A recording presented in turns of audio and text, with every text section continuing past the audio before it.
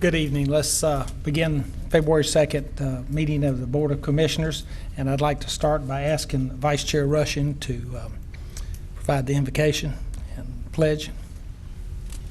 Thank you, Mr. Chairman. Lord, we thank you for bringing us all here safely tonight, and we would pray that you would be with us as we make the decisions in the best interest of the citizens of Union County. We would pray that you be with us as we return home to our families, and thank you for this great country and our great county. Amen. Amen. I pledge allegiance to the flag of the United States of America, to the republic for which it stands, one nation under God, indivisible, with liberty and justice for all.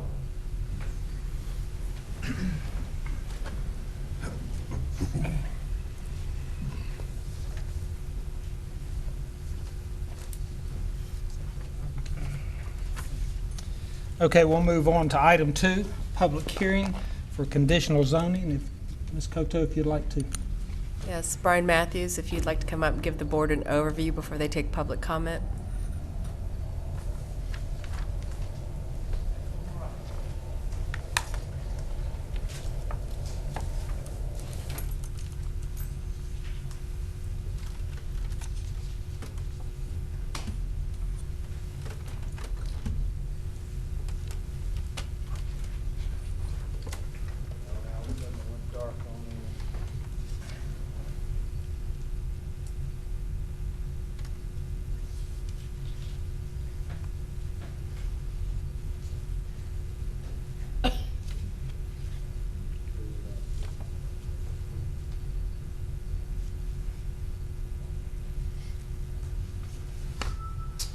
Okay, tonight you've got a public hearing on a conditional zoning application. This will be your first conditional zoning application. As indicated to the board before, conditional zoning does allow you to have the flexibility to review the standards within the zoning classification for possible conditions that can be placed on the approval of the project if the board so sees to approve the project.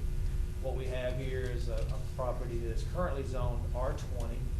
It is on Weddington Road, Highway 74, just past Airport Road.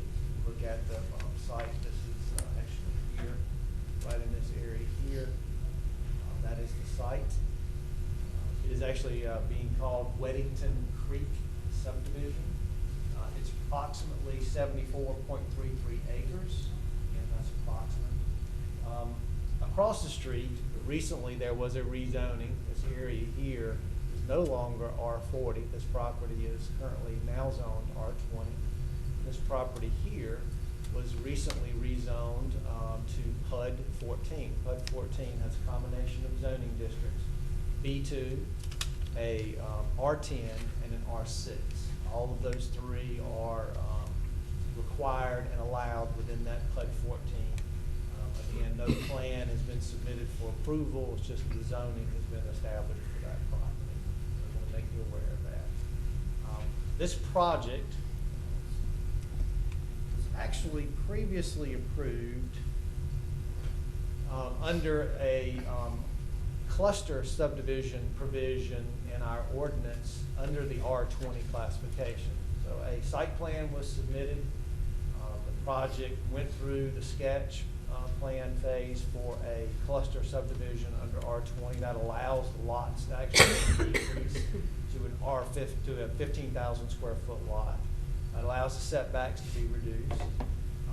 And under that cluster provision, they were able to get 110 units or 110 parcels on this piece of property.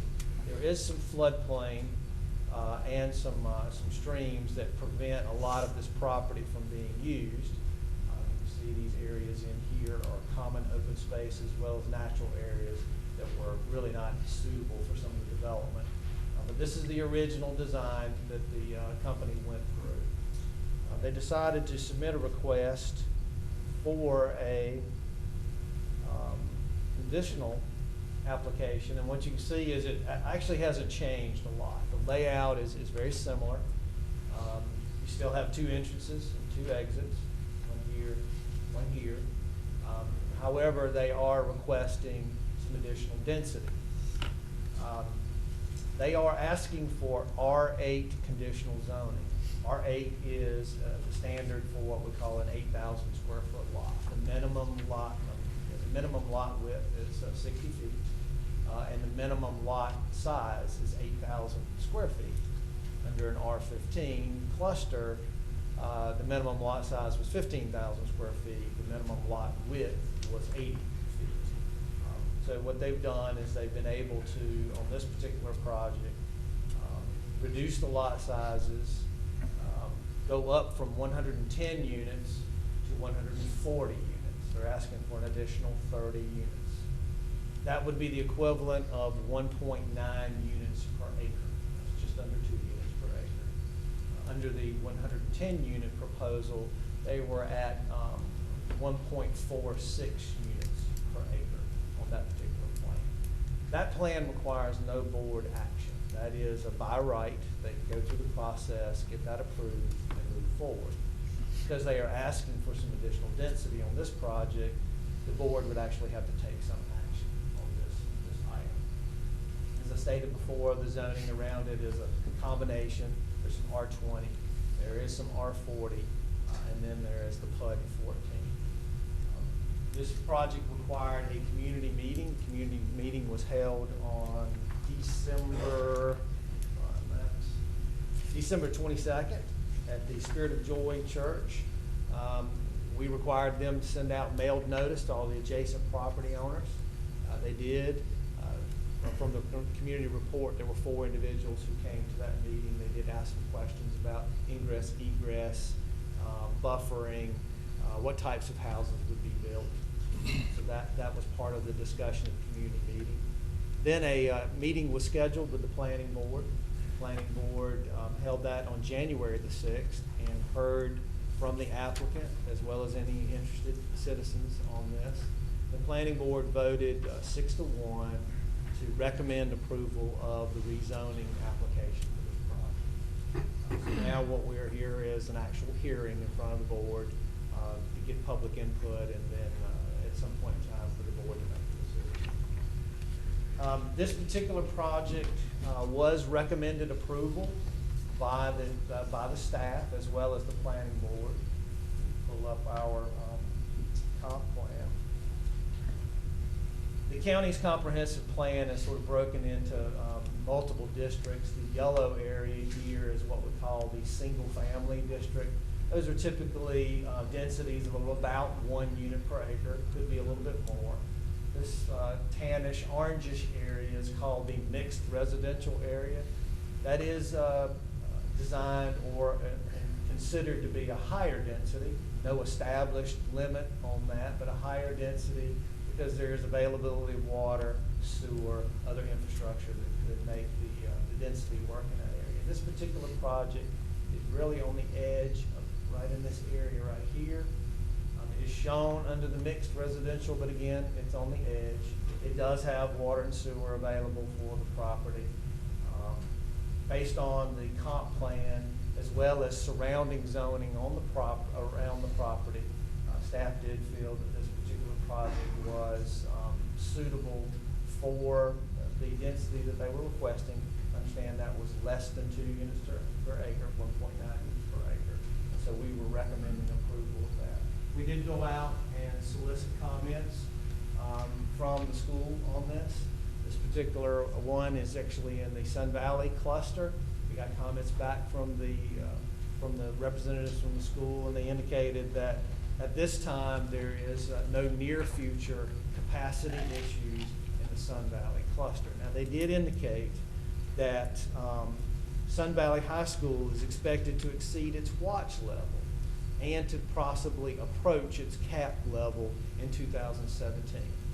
But the particular project itself was not seen to cause any capacity issues from the school. That information was provided to us. The developer did actually stipulate some changes some conditions that they would actually adhere to. I will sort of read those aloud for the record so you'll have those. The developer's conditions on their file were that they would not have any vinyl siding for the project. It would be brick or tile masonry, native or synthetic stone. Siding could be wood lap siding, fiber cement siding, or hardy plank, and wood shingle. Also, the windows and the shutters could be a vinyl clad material. Windows and the shutters could be vinyl clad. Garage doors would not be flat. They would have some architectural design to them. The front elevations of the houses would have at least one gable facing the street. And there would not be a situation where any similar house design would be side by side with another similar house design. There would be some architectural difference, not a color difference, but an architectural difference. They also indicated that the garages would have at least the size for 2 vehicles interior. Those were the items that the developer did indicate that they would initiate for conditions. Planning Board did not recommend any additional conditions on this particular project. They talked in great detail about it, but they did not ask for any additional conditions. I'll be happy to answer any questions if you might. Yes, sir. We spoke earlier, and I think you came back and changed. Initially, it was going to be 50 feet lots. But it's now 60. Misunderstanding. I think it was. I think we asserted that it was 50. They're actually 60-foot lots, and they have been 60 foot all along. We just had misinformation. And what's the setback on it? Setbacks on those are 30 feet in the front, 30 feet in the rear, and 10 feet on the sides. 10 foot on each side. Yes, sir. So does that guarantee the houses will be a minimum 20 foot apart? Yes, sir. They cannot encroach into that 20-foot minimum area. 10 foot on either side. The homes cannot encroach into that 20-foot area. Now, Okay. Obviously, you can have HVAC equipment, those kinds of things inside of that, but the home itself cannot encroach. You know, our discussion was to be able to have fire access to get between these houses, because there's no access to the back of the properties other than going between the houses. That's correct, yes, sir. Okay.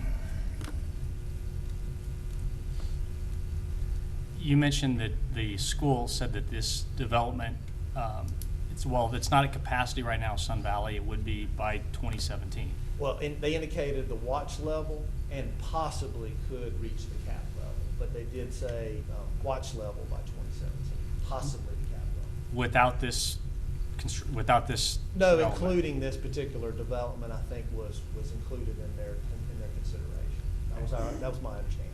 And this development would finish construction in 2018? That's a hard question to answer. To be honest with you, most projects of this nature are going to take 3 to 5 years to build out. It really depends on takedowns. If you get 30 in a year, you're doing really well, to be honest with you. So I would say this is more like a 4 to 5 year build out. Brian, was the letter you received based on the 110 or the 140? 140. Okay.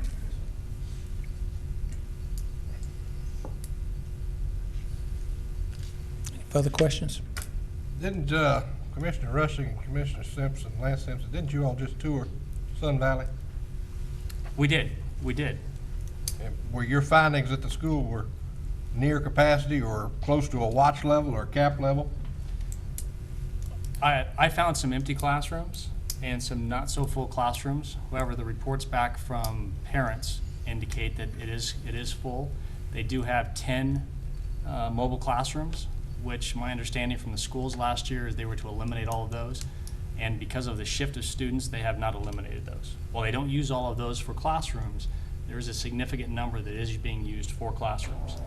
In their CCEP preliminary budget that was proposed, it's my understanding that they're also asking for capital funds to increase the level of the school to 1,700, which is currently their cap level, which there's a conflict in my mind, because if it's 1,700 is their cap level and now they're asking to increase that capacity, the numbers don't match up. That doesn't make sense to me. It doesn't to me either.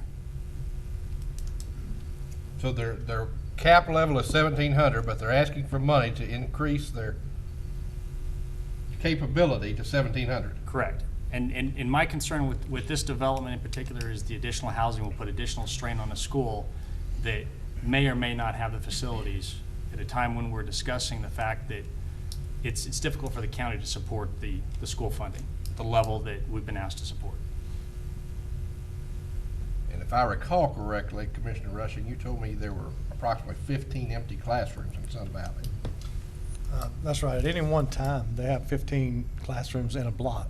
Basically, every teacher has one free block, and they have 15 empty classrooms.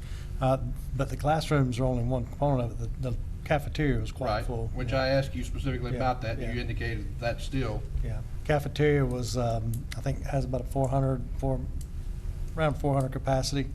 So at 1,600, they would be pretty full in their cafeteria space. So at 1,600, they would They're be at 13, full. yeah, they're at 1,300 right now. But there's some other projects going on, I think, around there that have already been approved too. But they want to increase it to 1,700. Yeah, you could So at probably. 1,600, they'd be full, but you want to increase it to 1,700. They have, According to Dr. Poole, they have 450 kids in their freshman class. And Okay. if the subsequent classes reach 450, they're not sure how they would be able to handle that in that. They have 4 lunchrooms or lunch sessions going on at the present time. And that's with approximately 1,250 to 1,300 students. So they see this continued bubble going through. If additional homes are built, it's going to create additional bubble moving through, which you may end up with more than one class with 450 students in it, which that cafeteria is not designed to hold a full 450 students. Hence the request for additional expansion. And my concern with the development is not the 110 lots, it's the combination of everything together. That the zoning puts additional burdens on the county resources into a school that is doing a great job, but at some point it's going to exceed capacity in the very near future. My guess is before 2017, based on the developments that are out there, and it could negatively impact the county's abilities to sustain that school and the funding, as we saw in an earlier presentation for the finances. So don't we need to revisit with the schools their request then? I think we need to do a couple things. Well, I think we not only need to look at the schools on what their capacity levels are and make sure that the permits that are available out in the county right now line up with what is available within the schools, not just for building permits, but permitted lots, so that it's flowing to the correct school and we're looking long-term at the capacity, but also that the capacity level that we're being asked to fund at the schools or any expansion matches up with those same capacity levels. So Mr. Matthews, you indicated that the school said with 140 that they potentially would hit their watch level, Watch level in 2017, yes, sir. and we're saying that on an aggressive takedown, you're looking at the middle of 2018 before this project is completed. That would be aggressive in my opinion, yes, sir. Now, understand, of course, there are all other potential projects. I mean, this particular project that the schools commented on. So there could be other projects at some point in time. Do we have anything currently underway that would impact the schools? Currently, there's only the properties that have been rezoned, but no submittals for actually development on those projects yet. Okay. It could be this year, it could be 2 years from now. We don't know the answer Right. to that. Understand, we still do have a public hearing, so there may be citizens who still want to speak. Sure, I didn't sure. want you to. yeah, Forget should that. we go to that part of it? And then- Well, as soon as I get my questions answered, we sure can.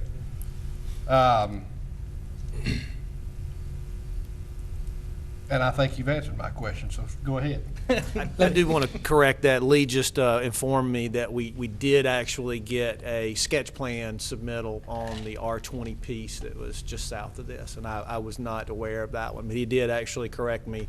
The piece that's just below this, we did get a sketch plan that came in on that particular project. So again, a sketch plan can take some time, but that was submitted here within the last week. So that would potentially go to the planning board at some point in the near future? It actually goes through staff review, and if it's by right, it doesn't have to go to the planning board because it's Okay. a by right subdivision. Do you know how many lots are proposed in that? Remember how many lots? Approximately 200. Approximately 200? Yes, sir. I don't have the exact number, but it's around 200, maybe a little over 200. All right, so let me ask this then. At what point do you go to the school to solicit their input? At the sketch plan, anytime a project is submitted, we take that information and send it to all the different departments: Public Works, Environmental Health, Schools, NCDOT. We receive comments back from the different agencies, and then all that's used to go through the process. Now, understand, a subdivision by right can't be turned down, even if the Right, schools sure, were to absolutely. say. No, I understand that. But we do expect comments from them, usually within about 10 days from submittal to them. Okay, so at the time that you get the sketch plan, we haven't gotten any insight from the schools. That is correct, yes, sir. And did I hear you say that under the R20 cluster, they've got a right? Yes, sir. So the 110 is, That's guaranteed. they're guaranteed, Yeah, we okay. can't do a They're thing guaranteed about that. 110 Okay. under that particular development. So really, the question is 30 houses. Yes, sir. Okay, we'll move on to our public hearing. And we have one individual signed up, Kim Ormston. If you'd like to come forward, please.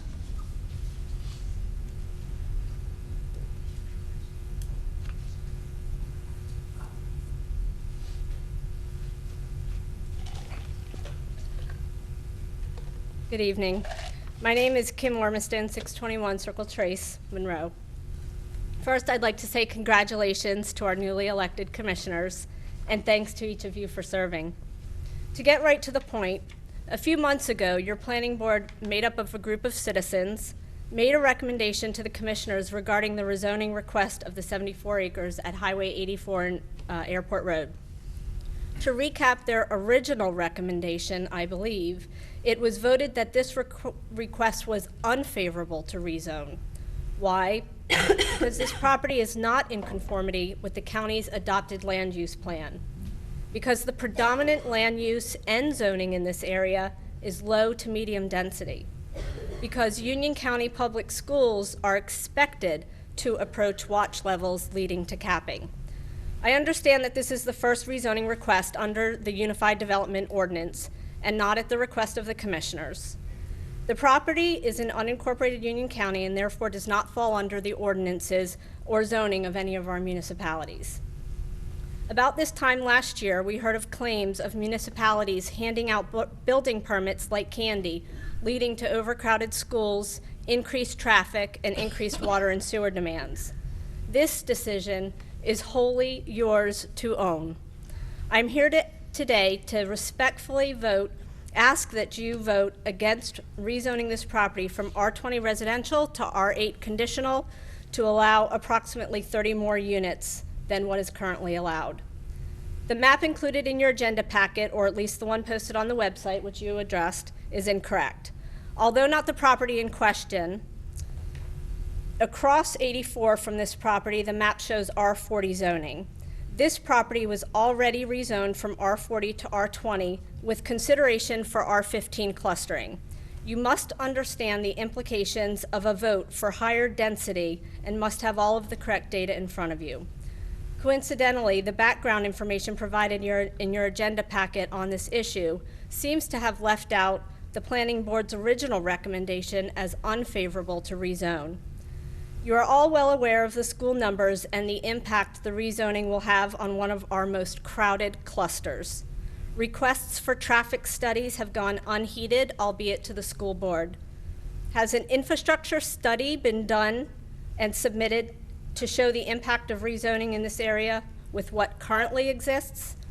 If not, I'd also like to request that you consider a text amendment to the UDO to include these studies for all higher density rezoning requests.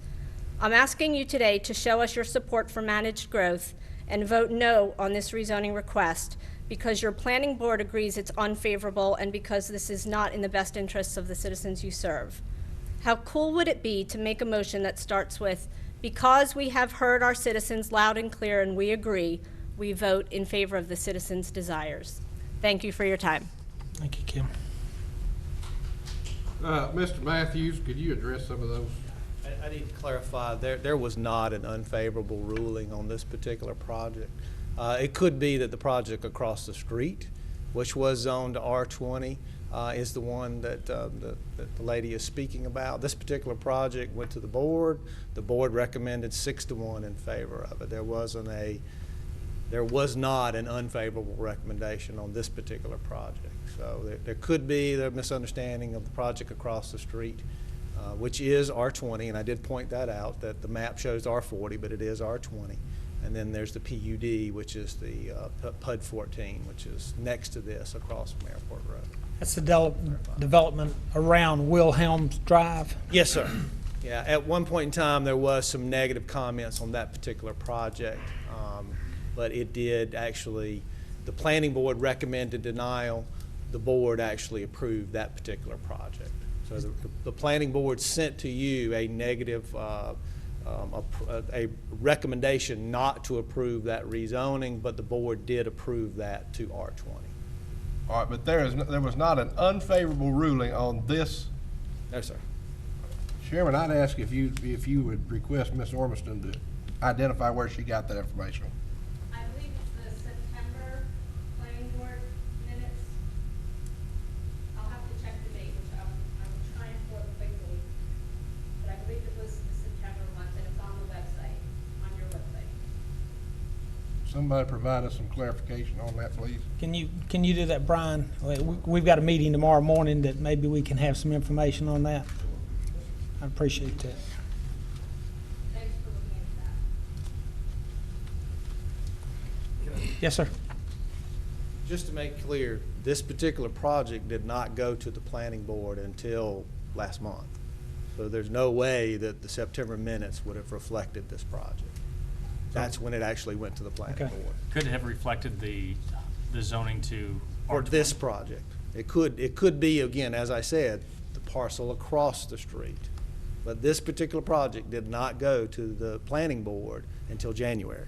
January 6th is when it actually went to the planning board. The minutes for that meeting actually haven't been posted yet. When was the original meeting for the planning board for the 110 lots? The planning board would not have reviewed that project. That was just a staff review, so that would not have gone to planning board. Is the drawing you just received for the property around Wilhelms, is that the one you received, or was it the PUD? The one around Wilhelms.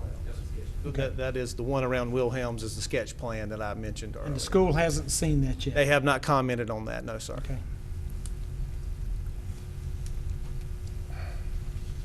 Any questions?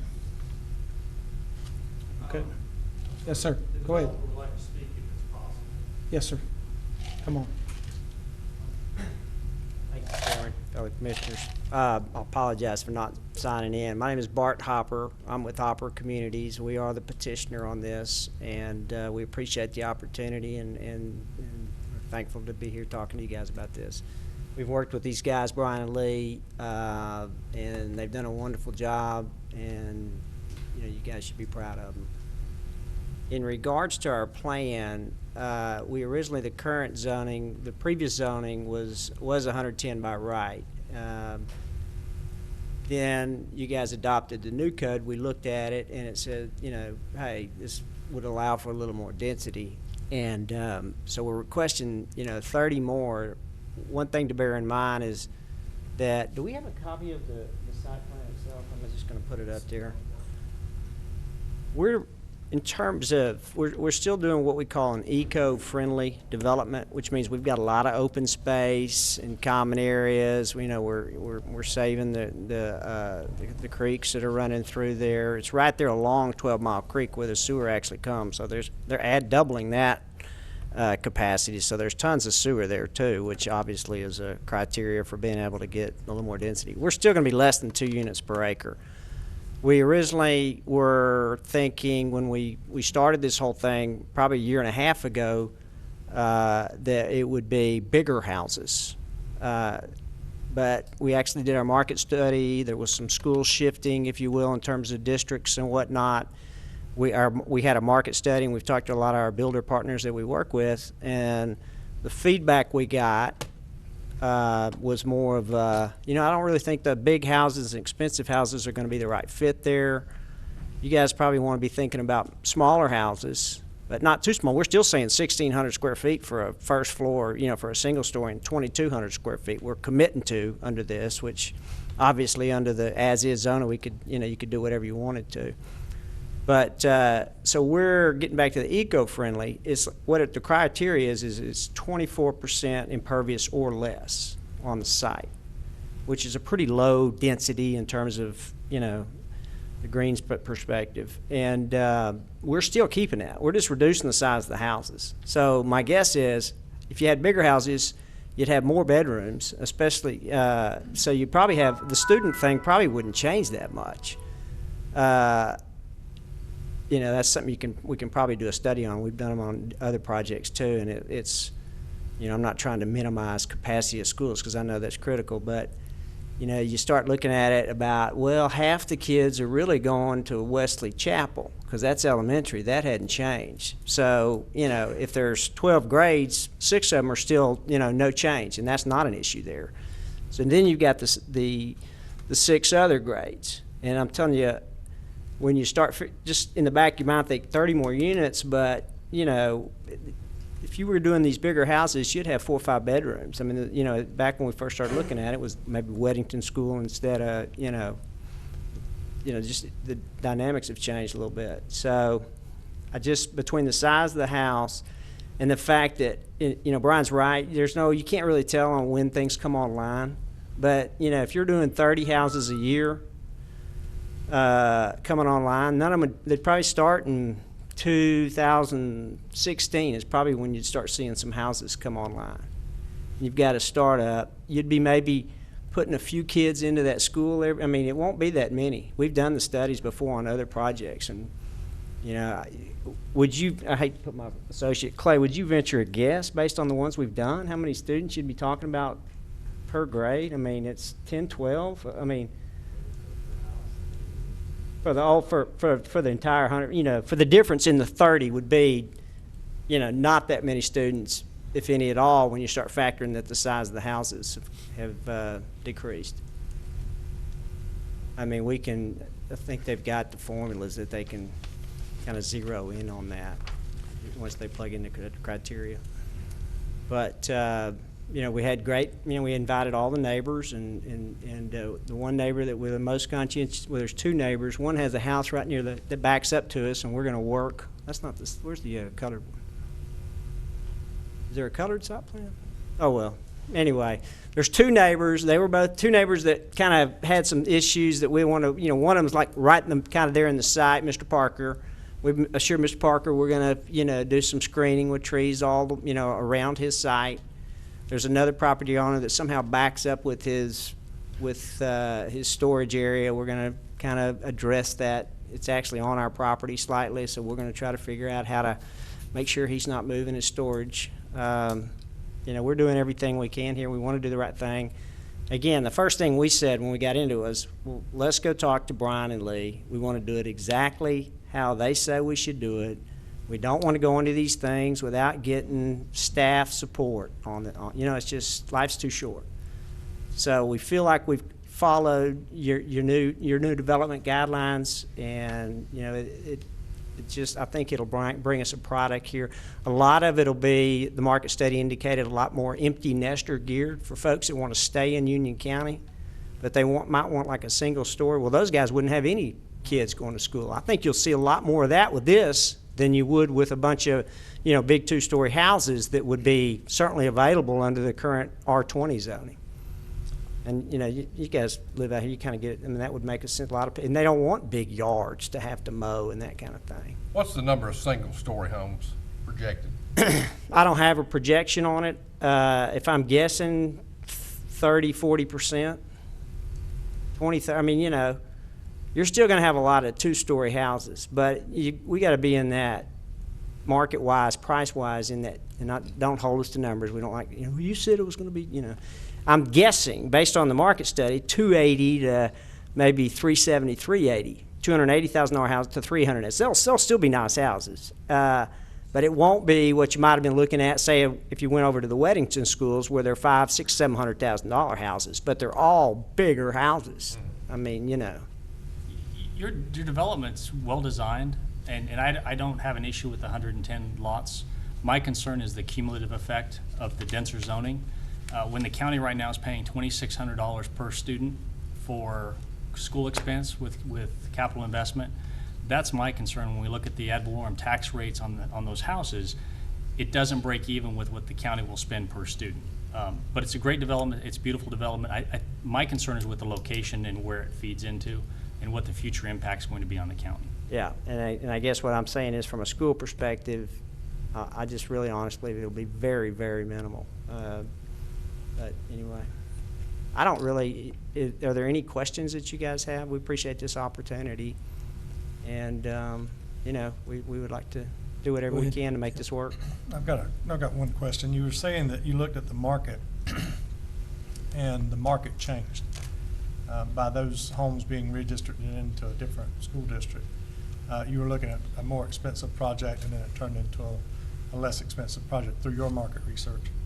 And, you know, if you're asking me to approve 30 additional lots, I mean, we've got people in Eastern Union County that can't get, you know, one extra lot on a 20-acre tract because they don't have another driveway. So we do have issues there. You've got R20 and you've got 110 houses by right, which is, you know, 75 houses by right is what you would have in an R40. So you do have a potential there. There's some floodplain, some other issues to deal with. You know, as a county commissioner, why should I approve the 30 additional lots for sewer that are maybe less, you know, less return on our sewer investment? Because you're doing it as a less return on investment because that's what your market research indicates. We're paying, I guess, we're paying additional impact fees, obviously, for the additional. Exactly, but I mean, but I don't, you know, if we had a commercial project beside of it or something that wanted to come in, or another neighborhood that was going to build more expensive homes, what would be the justification for using those 30 additional taps on a project that you, by your own admission, said that was less valuable than it could have been?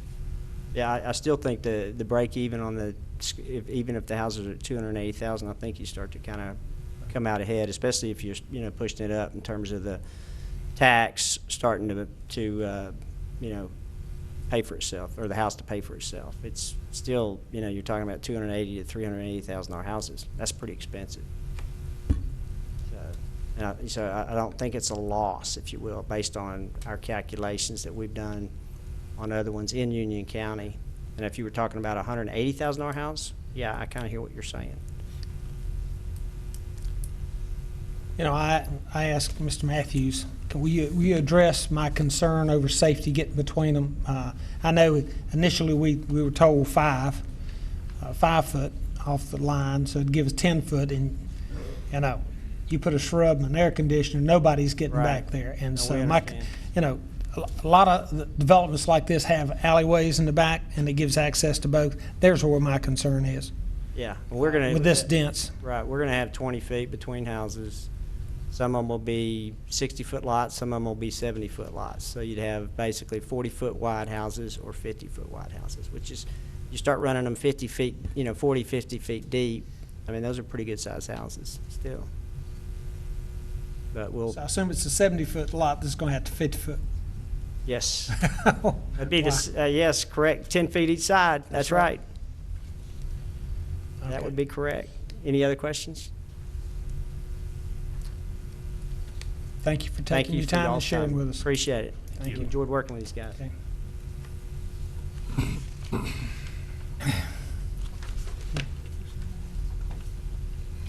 Okay, with no one else speaking, we'll close the public hearing. Okay. Thank you, ma'am. Informal comments, we have no one signed up for informal comments this evening, so we'll move on to our consent agenda. I'm sorry, move on to addition, deletions, or adoption of the consent agenda, and I'd like to add an item to the consent agenda. It'd be item J. It'd be engagement of outside counsel to defend construction lawsuit. Yes, sir. I'd ask that we pull item E on the consent and place it on the regular agenda.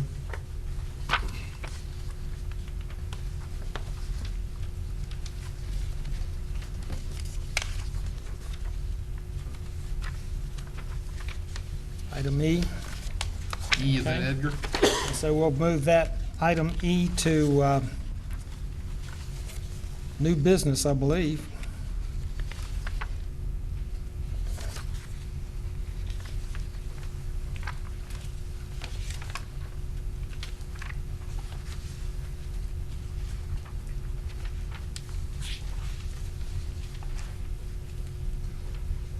Okay, anything else? I make a motion, we approve the agenda as amended. Any other comments? All four? Aye. All four, no against. Okay.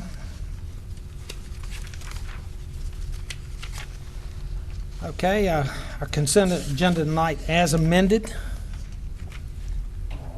Motion to approve. Any comments? All in favor of consent agenda as amended? Aye. All four, no objections.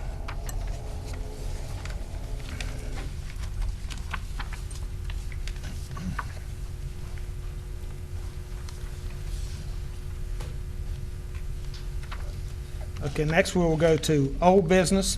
Item 6, amendment to the EMS agreement. And Ms. Manager, if you'd like to address that. Thank you, Chairman. As the board will recall, on November 17th, you all accepted the recommendations of the working group as it related to the EMS agreement that you had adopted in October. Since that point in time, staff has been going through the recommendations of the working group, had prepared an amendment to the EMS contract and had submitted it to CUH for their response. We had a negotiation session on January 23rd, and there are a few items that remain outstanding that we are working on, and I will just bring them to your attention. There was a meeting last Friday with their financial staff, and Jeff Yates and I believe Jeff Crook sat in on that as well, that we believe we reached agreement they would need no additional funding for this fiscal year. However, based upon a draft we received back from them today, they have not acknowledged that. So that still may very much be an open issue that we still have to have additional discussions on. They also have requested an annual payment. We had recommended a semi-annual payment. I think that's something that between the two CUH and county staff that we can work through. Within the draft that we had sent to them, we had talked about meeting their fleet requirements of 140% by July 1st. They have changed that to January 1st. And probably the most significant from my perspective that I need the board to be comfortable with in authorizing me to move forward and approve this is when the presentation was made to you on November 17th, it very specifically identified the location of where EMS units would be and what the move-up schedule, how that would occur. The most recent language, and we talked about this at our negotiation session on January 23rd, where they had requested would they be allowed some latitude, and we asked them the reason behind that, and I think their issue was by identifying specific locations. If someone saw them a few miles this way or a few miles that way, someone could say they were out of compliance. I think we recommended, and Jeff, please correct me if I'm wrong, I think we recommended that we would evaluate on an annual basis those locations during the budget process when we have discussions with them. And if we needed to make amendments, we would make amendments at that point in time. The language that we received back from them today is that they are now referring to those deployment areas as regions versus sites. And I have to tell you, they have not submitted a map to me, so I do not know what constitutes a region. It may very well be the 1 or 2 miles that they were talking about when we had our negotiation session on January 23rd. I felt it was important to bring those outstanding issues to the board's attention, just so you know where we are. The agreement that you have in your agenda package tonight is obviously not the final one, since we received late this afternoon another revision from them. So your option this evening is that we can continue to negotiate with them and bring back the final agreement to the board, or that you can authorize me to sign off on the final agreement. But I want to make sure that in doing so, you understand that we are still working through these issues. I'd like to talk to, on your issue of going from July 1st to January 1st. I know that 2 additional ALS units have been ordered. They should be in here before July 1st. And my question is I know they don't have staffing for those other 2. And Johnny, correct me if I misspeak. So are they asking for the full staffing for the 14 for January 1st? Jeff? In our conversations with them on Friday afternoon, their capacity to bring on folks and train them is in the 6 to 7 employees range. So to add the 21 additional, 22 additional, they want to ramp it up every few months to add that. The 2 trucks that they've currently ordered, and then what they've communicated to us is those are replacement units. They're going to take 2 trucks out of service, and then they're going to put the 2, and then they ask for 2 additional units to cover as they bring on those additional people and train them, and they're ready to deploy them after their 2 or 3 month period of going through their standard operating procedure. Then they'll have the trucks ready to put them in there, into those trucks, to put the people into them. So they're going to ramp up over time on their staffing, so that by by January 1, my understanding is that they will have reached their full staffing level. If I recall, they were going to have the 11-9 fully staffed and functional by July 1st of 2015. By January 1st, that's when they were going to have the 14-11 functional. So I understand if that verbiage is relating to that, then I agree with it. Now, what I don't agree with, and Johnny, we've got the chairman of the committee here. What I don't remember is that these 2 ambulances were replacement vehicles. What was very explicit in the discussions is that they would add 2 vehicles that would take them to 13, and then you'd take 1 out of their surplus fleet that would take them to 14. Can you come up? Come on, Johnny. I mean, if I'm misspeaking, Johnny, but that's what I remembered. And the concept that I understood in sitting in that committee was that we would address replacement vehicles as necessary in future years. Now, they had 2 vehicles identified as replacement. They were 2 QRVs. That's right.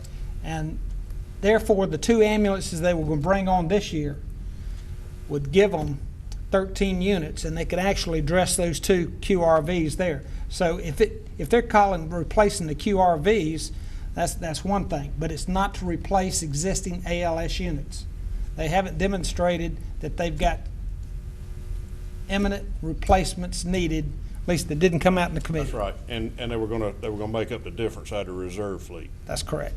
Well, And what's CMS's point now? What are they saying? I can tell you what we were told on Friday, and Curtis was also on the call as well, that based on what we are being told, there were 2 units budgeted for replacement in 2015.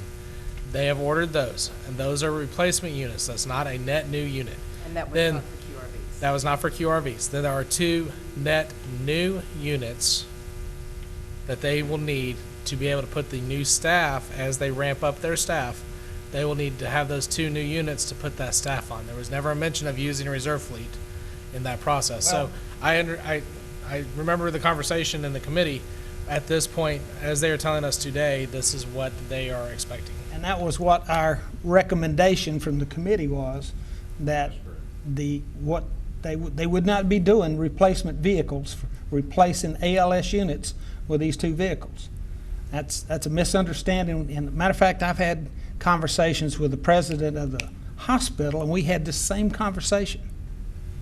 So that's something that what we would approve tonight is the plan that the committee provided. And we were very specific in those activities.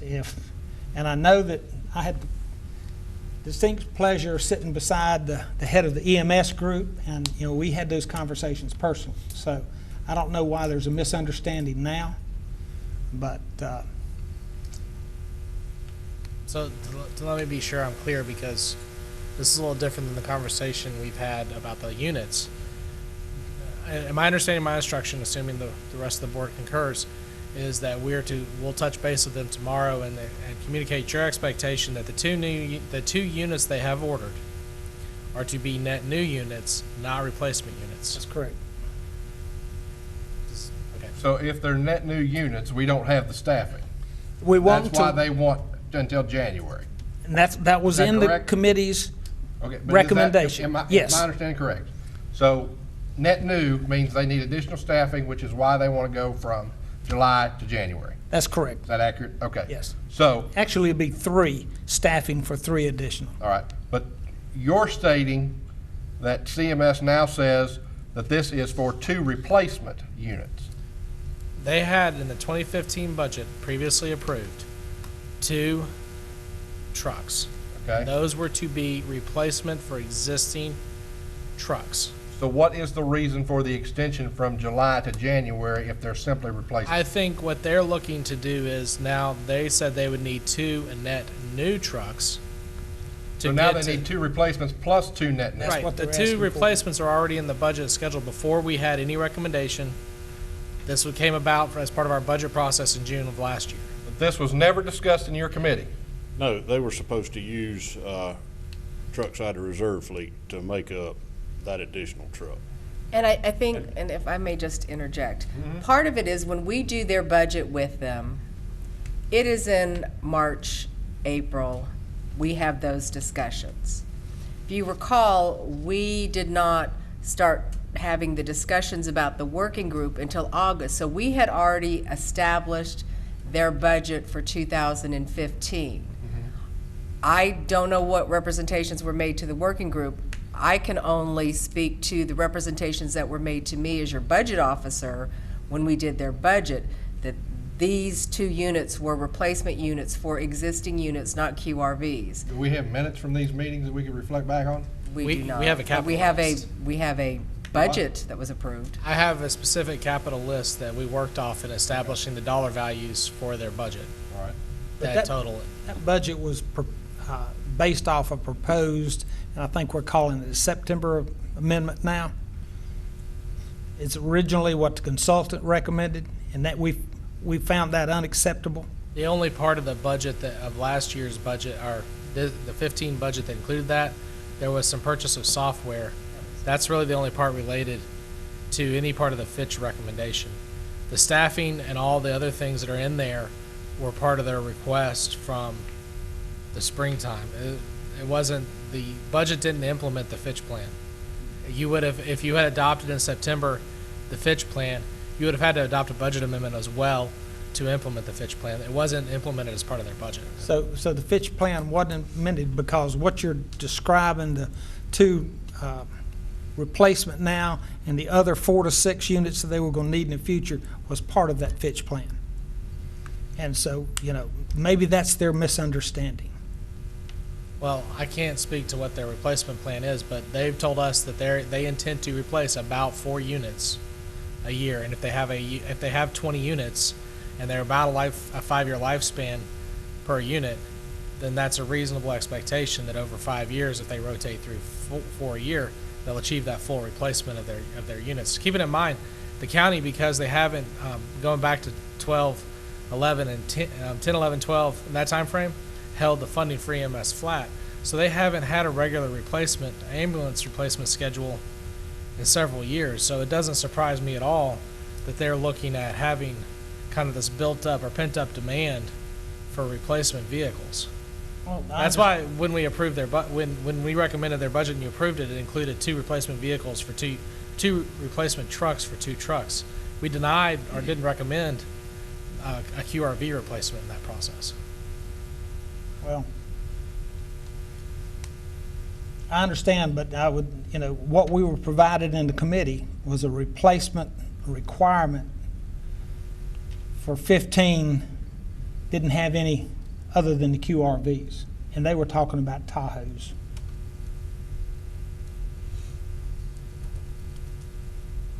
Does Mr. Crook have any insight here as to what's your understanding of what they're asking for?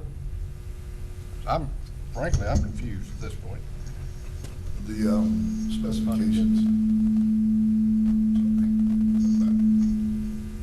The specification, the nature of that, I'll defer to Curtis T.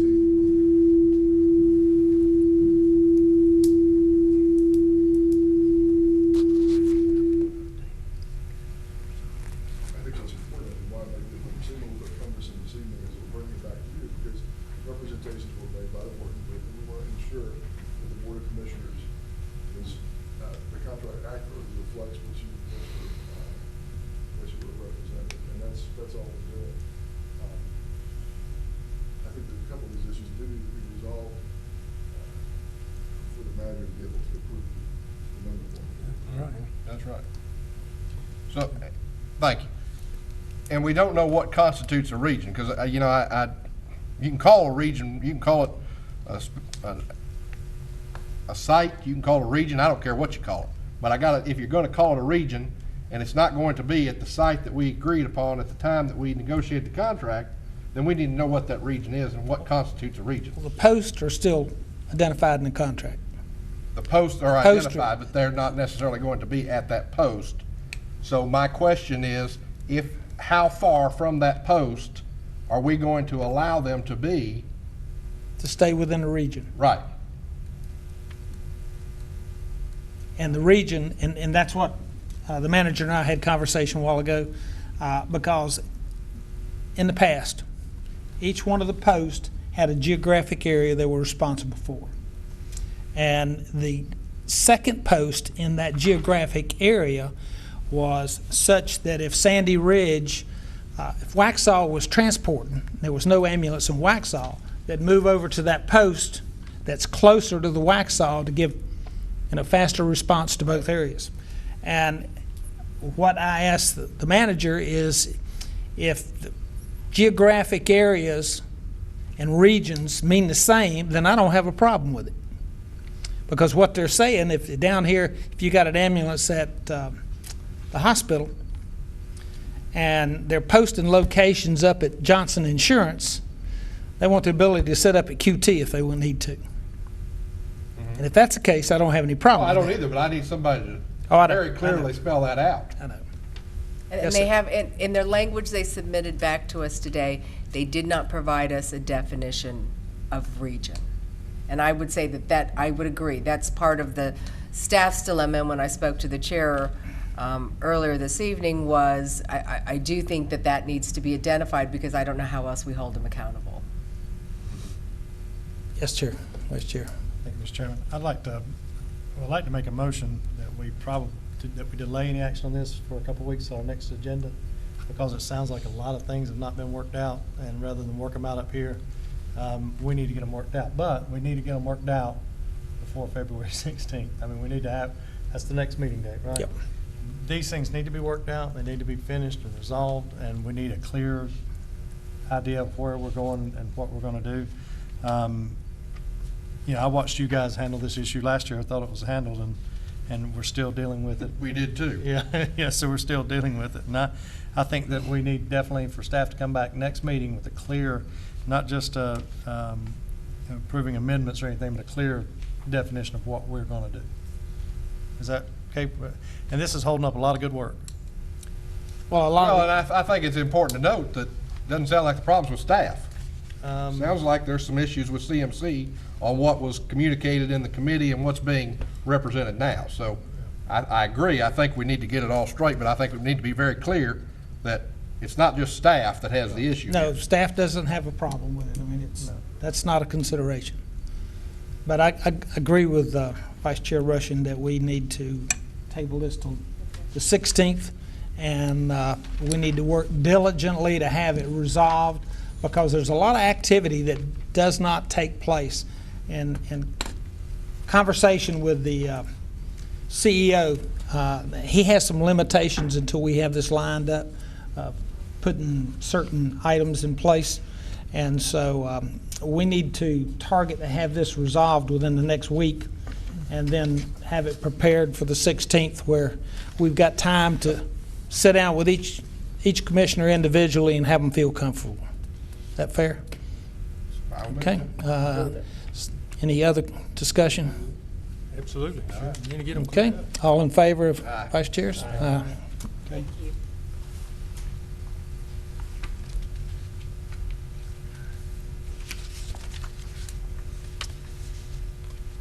Next, we have item E from the consent agenda is under new business.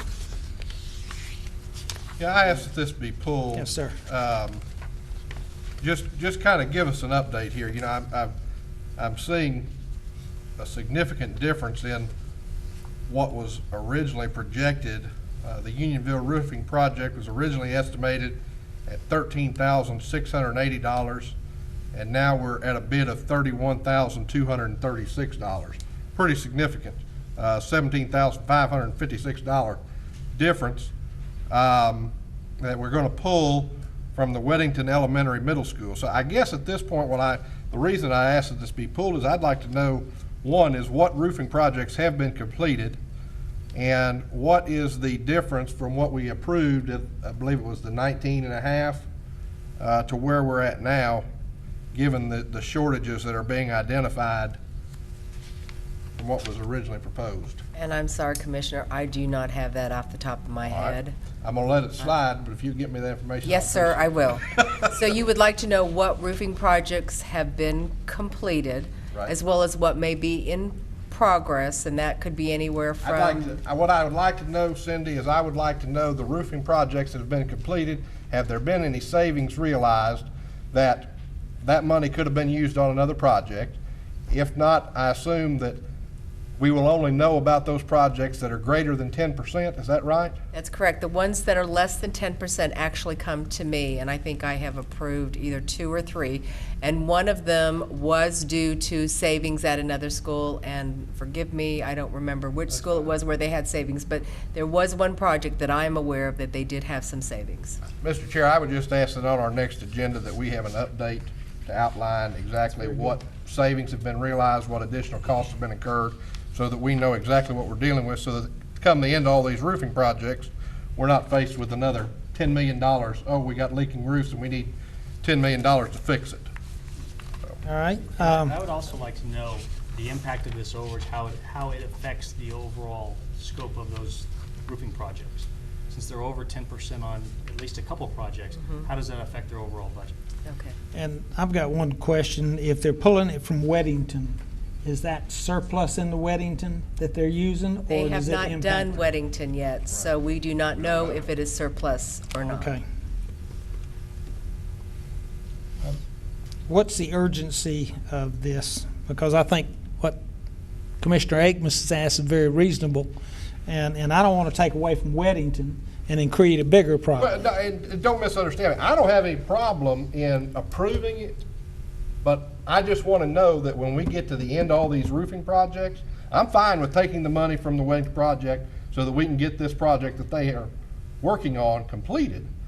I just don't want to come to the end of the road when all these roofing projects are completed and be faced with some exorbitant shortfall, nor do I want not to know where exactly the money went. If we allocated $3 million for a roofing project and they only spent $1.5 million, I want to know where every doggone dollar went. I think the citizens of Union County deserve to know that. And so that's what, I don't have any problem approving the project, but Okay.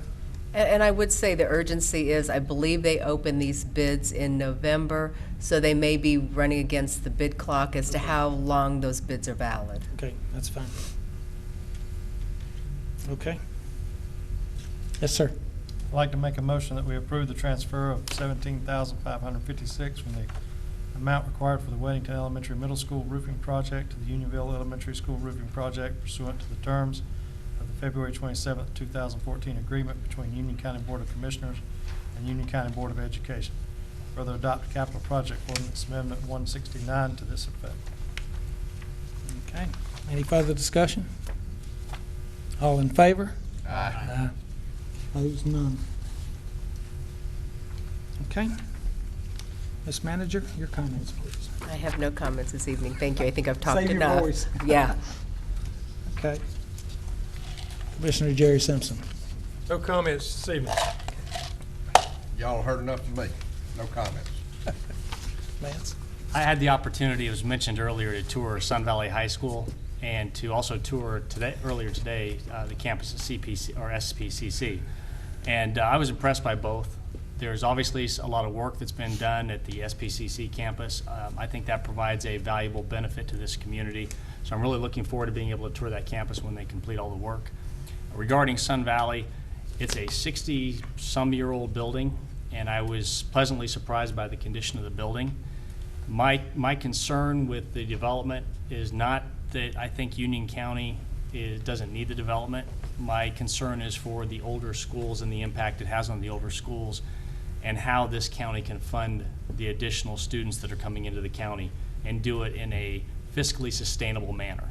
So when I look at these developments, I really am looking to see how we can sustain it long-term, not just on a year-to-year basis. When we saw the projections tonight, it was troubling when you get out to year 2, year 3, and when they're mentioning that could possibly be a cap at 2017, we see a budget that they're discussing right now of $58 million for a new school and upping the capacity at that school. Again, I look at the county's long-term funding sources and how we can pay for that and still take care of the kids. So I just wanted to thank the planning board. You guys did a great job. I just have some other concerns beyond what you were looking at. Vice Chair Rushing. Thank you, Mr. Chairman. Again, I went with Commissioner Simpson, Lance Simpson, to look at Sun Valley as well. Saw a lot of people I knew there from years past. We couldn't get down the hallway very much. Lance was up meeting somebody, couldn't we? School was in great shape. At any one time, like I said, 15 empty classrooms. So there are some efficiencies that can be gained in our schools, and I think the schools are addressing some of that from what we're hearing. The other thing this week, we lost a good county employee in Vicki Dees. Prayers go out for her family, and of course, Commissioner Aikman's prayers go to your family. We know that you've been having a tough time this week. Thank you for all you do and being here, and please pass on to your wife. We wish her the best. Ron Cox at the Ag Center lost his wife last Friday, and it's just been a tough. It still continues to be a tough time. A lot of good county people are passing away. Look forward to getting this EMS thing solved next meeting, and appreciate everyone for being here tonight. Well, thank you. I'd like to congratulate one of our Union County Sheriff's Office, Captain Jeff Uden, for having been selected as the NC North Carolina Outstanding Crisis Intervention Team Officer of the Year by the North Carolina Crisis Intervention Team Conference Planning Committee. Captain Uden will be recognized at the North Carolina 2015 Crisis Intervention Team Conference in Raleigh on February 10th. We're very fortunate to have staff in our Sheriff's Department that are this caliber, and I see it in every deputy I have the opportunity to work with. So thank you for what you do, and please pass on to Jeff our congratulations. And for that, I'll say good evening. Can I have a motion to adjourn? So moved. All in favor? Aye. Thank you.